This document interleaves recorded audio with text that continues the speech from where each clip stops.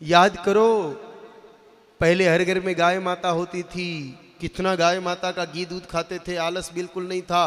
भाई लोग सुबह 5 बजे उठते, रात की ठंडी रोटी राबड़ी खा के खेत पे जाते, पूरा दिन काम करते, आलस्य बिल्कुल नहीं होता था। आजकल स्थिति है कि सुबह 7 बजे पहले उठे ही को नहीं जावे, 2 कटोरी चाय पीवे तो घर से निकले और 2 घंटा काम कर लिया तो हालत ऐसी हो जाती है जैसे कोई एवरेस्ट की चोटी फतेह करके आ गए हों।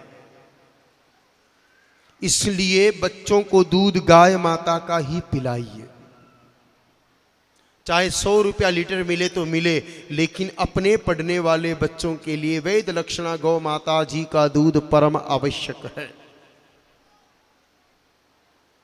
फिर बात करें बुद्धि की सज्जनों, तो आप लोगों ने हिंदी में एक मुहावरा सुना होगा, अक्कल बड़ी या, जोर से बोलो, अक्कल बड़ी या। वैसे तो व्याकरण में बहुत सारे मुहावरे भैंस के खिलाफ हैं। अगर किसी का काम बिगड़ जाए तो क्या कहते हैं, गई भैंस पानी में। कोई भी बिल्कुल पढ़ना नहीं जाने तो क्या कहते हैं, काला अक्षर भैंस बराबर। किसी को बहुत समझाओ बहुत समझाओ बहुत समझाओ और फिर भी उसके मगज में कुछ नहीं बैठे तो क्या कहते हैं, भैंस के आगे बीन बजाने से फायदा क्या।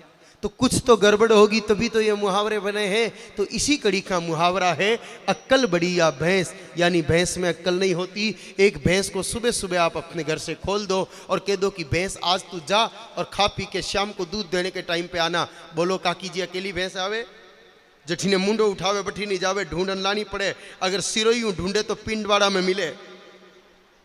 और गाय माता को अपने सिरोई में भी आप लोगों ने देखा होगा, कई लोग दूध निकाल के सड़क पर छोड़ देते, दिन भर वो कहीं भी घूमे, लेकिन शाम को दूध देने का टाइम हुआ कि घर के बाहर आकर के खड़ी हो जाती है। बोलो मेमोरी सिस्टम किसका तेज है, गौ माता का। आपके घर में गाय माता भी नहीं और भैंस भी नहीं हो तो भी जांच करने का एक तरीका बताता हूं। कल सुबह आप अपने घर के बाहर एक रोटी लेके खड़े हो जाओ, कोई भी घूमती हुई गाय माता निकले, आप उनको रोटी खिला दो और घड़ी में समय देख लो।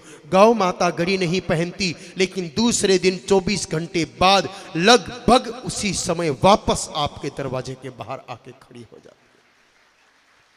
और भैंस को भली पूरा टोकरा भर के लड्डू खिला दो, दोबारा दर्शन देने वाली नहीं है। विज्ञान भी मानता है कि buffalo is a short memory patient. भैंस के दिमाग का इनबिल्ट मेमोरी सिस्टम बहुत लो एमबी का होता है, ऊपर से ऑटोमेटिक डिलीटेशन सिस्टम रहता है, 3 घंटे पुरानी फाइल खुद ही डिलीट हो जाती है। अब जिस भैंस को 3 घंटे पुरानी बात याद न रहे महाराज जी, उस भैंस का दूध पीने वाला बच्चा पढ़ाई कैसे याद रखेगा। इसलिए पुनः कह रहा हूं, दूध गाय माता का। चलो एक चीज और समझ लीजिए, भैंस के दूध का रंग कैसा होता है, जोर से बोलो, सफेद। और गाय माता के दूध का रंग पीला। जो घास भैंस खाती है वही घास गाय माता भी खाती है। भैंस को कोई अलग से नहीं खिलाया जाता और गाय माता को कोई हल्दी केसर नहीं खिलाई जाती, फिर भी गाय माता का दूध पीला होता है। क्यों, कारण समझिए, सब समझ में आ जाएगा। जैसी गाय माता सूर्य भगवान के प्रकाश में जाती है, गाय माता के कंधे के पास एक सूर्य केतु नाड़ी रहती है। वो सूर्य की किरणों का स्पर्श पाती के सवितु नामक किरण में से लिक्विड गोल्ड साल्ट नाम का तत्व खींच के दूध में भेजती है।